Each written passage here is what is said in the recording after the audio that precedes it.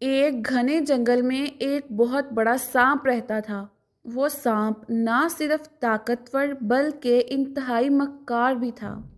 سانپ ہمیشہ چھوٹے جانوروں کو ڈرا دھمکا کر ان کا شکار کر لیتا۔ جنگل کے تمام جانور اس سے خوف زدہ رہتے تھے اور کوئی بھی اس کا مقابلہ کرنے کی ہمت نہیں کرتا تھا۔